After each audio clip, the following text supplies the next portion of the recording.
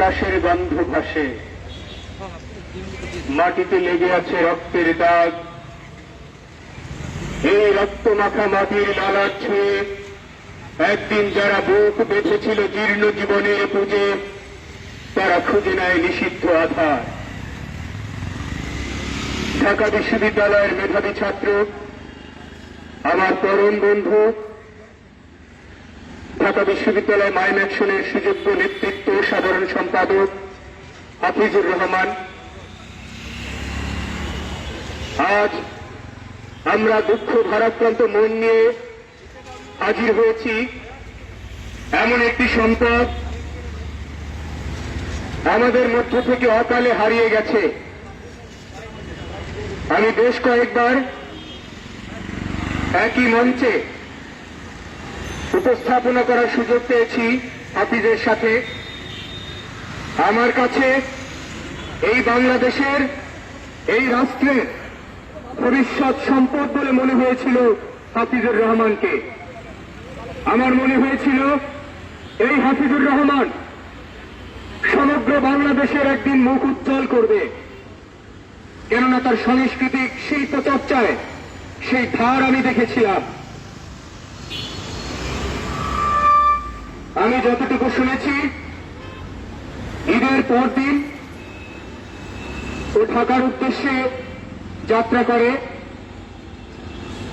এবং ঢাকা বিশ্ববিদ্যালয়ে কার্জন হলে বেশ কয়েকজন বন্ধু এবং বড় ভাইদের সাথে মিলিত হয় এবং তারপর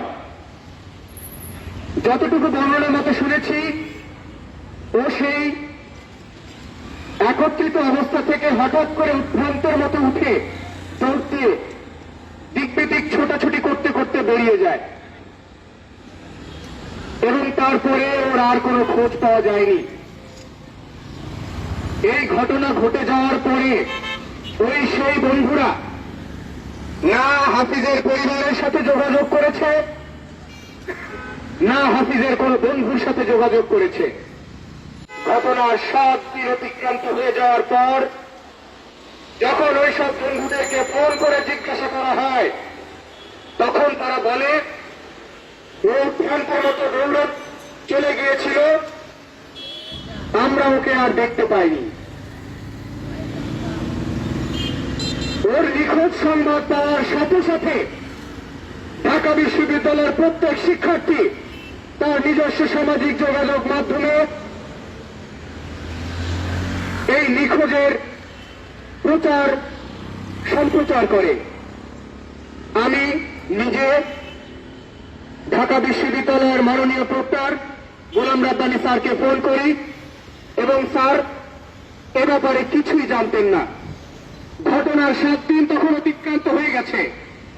আমি স্যারকে জানানোর সাথে সাথে স্যার প্রচন্ড আন্তরিকতা প্রদর্শন করেন এবং হাফিজের ছবি সহ বিভিন্ন ইনফরমেশন, এলাকা, বাবার নাম, মায়ের নাম, পরিবারের ফোন নম্বর আমার কাছ থেকে সংগ্রহ করে এবং সাথে সাথে তিনি প্রশাসনের উচ্চপদস্থ কর্মকর্তা এবং শাহবাগ থানার ওসিদের ইনফর্ম করেন এই নিখোঁজের ব্যাপারে এবং বারবার এই ঘটনা খুব শীঘ্রই সমাধানের তাগিদ দেন। তার 5 ঘন্টা পরেই একটি ফেক কল আসে এবং সেখানে শোনা যায় যে হাফিজকে টাঙ্গাইলে পাওয়া গেছে আহত অবস্থায়। আমি তৎক্ষণাৎ বঙ্গবন্ধু ছাত্রলীগের সাধারণ সম্পাদক এবং সভাপতি সাধারণ সম্পাদক আলামিন ভাইয়ের সাথে যোগাযোগ করি এবং টাঙ্গাইলের ওই হাসপাতালে কোনোভাবে কাউকে পাঠানোর জন্য অনুরোধ জানাই। তিনি তৎক্ষণাৎ টাঙ্গাইল জেলা ছাত্রলীগের কয়েকজন নেতাকর্মীকে সেখানে পাঠায় এবং ঘটনা মিথ্যা প্রমাণিত হয়। জানা যায় সেখানে তেমন কোনো ঘটনা ঘটেনি। ওই দিন রাত আর কোনো খবর আসেনি। পরবর্তী দিন আমি সকাল থেকে প্রক্টর স্যারকে কল দেই, বেশ কয়েকবার ব্যস্ত পাই এবং তার বেশ কিছুক্ষণ পরে তিনি আমাকে ফোন ব্যাক করেন এবং বলেন যে তানজির অবস্থা খারাপ শুনছি, কিছু একটা খারাপ কিছু হয়তো ঘটে যেতে পারে, তুমি ঢাকা মেডিকেল মর্গে গিয়ে দেখো একটি লাশ পাওয়া গেছে, সেটা ওর কিনা। আমি ঢাকা মেডিকেল মর্গে যাই। আমার সাথে আমার বন্ধু, হাফিজের প্রান্তীয় বন্ধু রানা আনোয়ারও ছিল। সেখানে যাবার পরে আমরা লাশ দেখি। দুঃখের সাথে বলতে হয় যে বাংলাদেশ স্বাধীন করেছে ঢাকা বিশ্ববিদ্যালয়, যে বাংলাদেশে স্বাধীনতার জন্য 90-এর গণঅভ্যুত্থানে বাংলাদেশকে রক্ষার জন্য, ভাষা আন্দোলনের জন্য যে ঢাকা বিশ্ববিদ্যালয় একের পর এক বুকের তাজা রক্ত দিয়ে এই বাংলাদেশকে স্বাধীন করেছে, ভাষা আন্দোলনের লড়াই করেছে, যে ঢাকা বিশ্ববিদ্যালয়ের শিক্ষার্থীরা গণঅভ্যুত্থানে নিজের রক্ত দিয়ে এই দেশকে স্বৈরাচারের হাত থেকে রক্ষা করেছিল, সেই ঢাকা বিশ্ববিদ্যালয়ের শিক্ষার্থীকে 7 দিন ফুয়ারে রেখে দেওয়া হয় এবং তারা বলে ঢাকা মেডিকেলের প্রত্যেকটি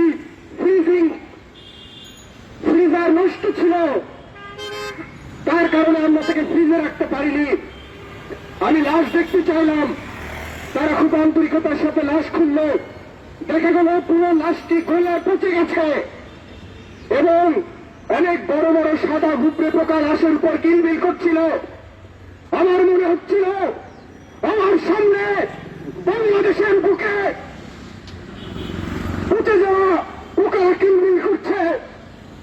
আমার মনে হচ্ছিল বাংলাদেশের একজন নাগরিক, তার অধিকার থাকা সত্ত্বেও তিনি তার যোগ্য মানবাধিকার পায়নি। ভাইয়েরা আমার, হাফিজকে যখন অসুস্থ অবস্থায় যখন ঢাকা মেডিকেলের সামনে দেখা হয়, তিনি ক্ষতিগ্রস্ত ছিল, তিনি নিজের চিন্তা চেতনার মধ্যে ছিল না। তিনি ওখানে শহীদ মিনারের সামনে অনেক রিক্সাওয়ালার সামনে বারবার মাপ চাচ্ছিল, আমাকে মাফ করে দাও, মাফ করে দাও। অতঃপর গ্রামের একটা দোকান থেকে দা নিয়ে শরীরের ভেতরে অসহ্য যন্ত্রণা সহ্য না করতে পারে তিনি নিজের গলায় দা চালিয়ে দেয়। এর পিছনে যে কারণটা আছে সেই কারণটা চিরে উদ্ঘাটন করা হোক। এই ঘটনার পরে ফোন নিখোঁজ হওয়ার সাথে সাথে ওই বন্ধুরা ফোন বন্ধ করে রাখে। ওই বন্ধুগুলো ওর পরিবারের সাথে খারাপ আচরণ করে, ওর হারিয়ে যাওয়ার খবর 7 দিন পরে দেয়। এর পিছনে একটি অবশ্যই কারণ আছে। হাফিজ যে ঘটনা ঘটিয়েছে, এই ঘটনা ঘটানোর ছেলে হাফিজ নয়, আমি তার পরম বন্ধু ছিলাম, আমি হাফিজকে চিনি। ভাইয়েরা আমার, এই বিশ্ববিদ্যালয়ের মধ্যে যে কালো থাবা ঢুকেছে, সেই কালো থাবার শিকার হয়েছে হাফিজুর রহমান। এই হত্যা, এটি নির্মমভাবে হত্যা, একে আমরা আত্মহত্যা বলতে পারি না। আমরা দেখেছি এই লাশ ঢাকা বিশ্ববিদ্যালয়ের ভেতরে পাওয়া গেছে। ঢাকা মেডিকেলের কর্তৃপক্ষ উত্তর স্যারকে জানানোর প্রয়োজন বোধ করেনি। এই লাশ শাহবাগের এরিয়াতে পাওয়া গেছে। শাহবাগের ওসি মাননীয় প্রক্টরকে জানানোর প্রয়োজন বোধ করেনি, কারণ হাফিজুর রহমান তখন খালি গায়ে ছিল, একটি প্যান্ট পরা। ওকে ভেবেছে মানসিকভাবে বিকারগ্রস্ত। প্রশাসন, আপনার কাছে প্রশ্ন রেখে গেলাম, আপনার যদি মনে হয় একজন মানসিকভাবে বিকারগ্রস্ত লোক মুমূর্ষু অবস্থায় পড়ে আছে, আপনারা কি তাকে সহযোগিতার হাত বাড়াবেন না? ঢাকা মেডিকেল তারা তৎক্ষণাৎ ঢাকা বিশ্ববিদ্যালয় প্রক্টরকে জানায়নি। আমি 7 দিন পর যখন নিখোঁজের সংবাদ পাই, প্রক্টর স্যারকে জানাই, তিনি তখন নতুন জানলেন যে ঢাকা বিশ্ববিদ্যালয়ের একজন শিক্ষার্থী মিসিং। যে বন্ধুদের সাথে তারা বসেছিল, হাফিজ বসেছিল, সেই বন্ধুদেরকে গ্রেপ্তার করা হোক, জিজ্ঞাসাবাদ করা হোক, সেদিন কি হয়েছিল যে কার্জন থেকে তিনি উৎভ্রান্ত উত্তেজিত অবস্থায় বের হয়ে এমন একটা অঘটন ঘটালো। তাদেরকে কোনো ট্রেস করা যাচ্ছে না, তারা ফোন বন্ধ করে রেখেছে, তাদেরকে পাওয়া যাচ্ছে না। এর মধ্যে শক্ত একটি কারণ আছে, তারা দায় এড়াতে পারবে না, পুলিশ প্রশাসন দায় এড়াতে পারবে না। তাদের অবহেলা ছিল। ঢাকা মেডিকেলে ঘন্টার পর ঘন্টা তার শরীর পড়েছিল, মুমূর্ষু অবস্থায় তিনি আত্মনাদ করেছে হাফিজুর রহমান, তাকে চিকিৎসা করতেও বিলম্ব হয়েছে। আর আমার বন্ধু, আমাদের বন্ধু হাফিজুর রহমানের হত্যার বিচার চাই, এই হত্যার পেছনে সুষ্ঠু তদন্ত চাই, এবং সেদিন রাতে কার্যনে সেই সব বন্ধুদেরকে গ্রেপ্তার করে তাদেরকে জিজ্ঞাসাবাদ করে উপযুক্ত শাস্তি চাই, যাতে এই বিশ্ববিদ্যালয়ে এমন কোন ঘটনা আর কখনো ঘটতে না পারে।